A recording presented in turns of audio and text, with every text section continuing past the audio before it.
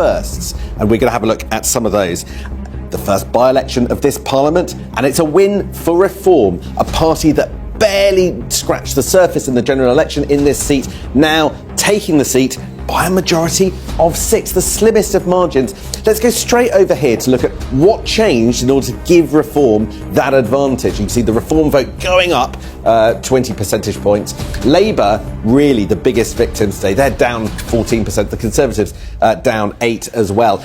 This, and we can see a lot of this pattern over the next 24 hours, I think, is really the story of the election. Labour down, in fact, more than the Tories at the hands of Reform, and I think that's a big deal. This narrow... King Charles reportedly exploded in outrage after learning that Keir Starmer's government allegedly jailed British citizens, including farmers and voters, for so-called non-compliance. But what exactly triggered the royal fury? And why are whispers of authoritarian overreach spreading like wildfire? I'm outside the Runcorn and Helsby by-election count hall, where we just saw Sarah Pochin win a historic victory over Labour's Karen Shaw. It's been held by Labour for more than 40 years, and she overturned a majority of 15,000 votes. The people of Runcorn and Helsby have spoken. Enough is enough. Enough Tory failure. Enough Labour lies. The details of this developing story are shocking. So buckle up. It all started when news broke that a number of British farmers, and even some vocal citizens, were being prosecuted for defying new environmental and social compliance laws rushed through by the Starmer-led Labour government. The charges: failing to meet controversial new Green Britain mandates, and in some cases, simply voicing dissent against policies seen as extreme. The king was livid. This goes against every principle of civil liberty he swore to uphold. A palace insider reportedly said Starmer's government recently introduced a wave of legislation tied to environmental reform and voter conduct. The laws, critics argue, are vague and dangerously broad. Farmers were allegedly jailed for refusing to reduce livestock beyond imposed quotas. In rural areas, voters were penalized under newly enforced electoral compliance acts that critics call Orwellian. Overlay headline. Labour's law crackdown. These measures, meant to curb carbon emissions and disinformation,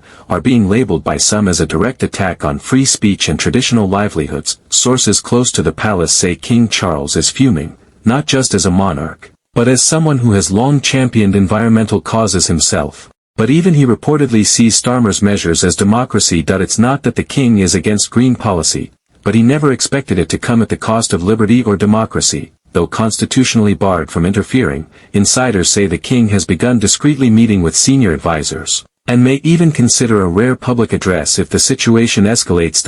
In the wake of these explosive developments, voters have responded swiftly. In a shocking by-election result, Reform UK seized a seat from Labour by the slimmest of margins, just 6 votes. A huge swing of 20 percentage points flipped the seat, stunning analysts. Pundits are calling this the beginning of Labour's unravelling, sparked not by the economy, but by accusations of authoritarianism. Farmers across Britain are speaking out. Some say they were fined, others say they were threatened with imprisonment for speaking at local councils or refusing to implement costly new standards. I've fed this country my whole life. Now I'm being treated like a criminal for doing my job. Even some voters claim they've been harassed for sharing political opinions online, raising alarm bells about freedom of expression under Starmer's government. As tensions mount, Britain stands at a crossroads. The monarchy is reportedly deeply unsettled. Labour faces rising backlash. Reform is gaining ground.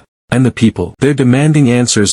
So the question remains, will Starmer double down, or backtrack under royal and public pressure? Will the king step in? And is this the spark that ignites a political revolution? This isn't just a headline. It's a warning. When leaders start jailing citizens for non-compliance, democracy itself is on trial. What do you think? Is Starmer going too far? Was the king right to be outraged? Sound off in the comments below. Your voice matters. Don't forget to like, subscribe, and hit the bell so you don't miss the next twist in this explosive saga. Until then, stay informed, stay skeptical, and stay free. Welcome back guys, political debates. Like this video and subscribe my channel for latest political updates and labor debates. Thanks for watching.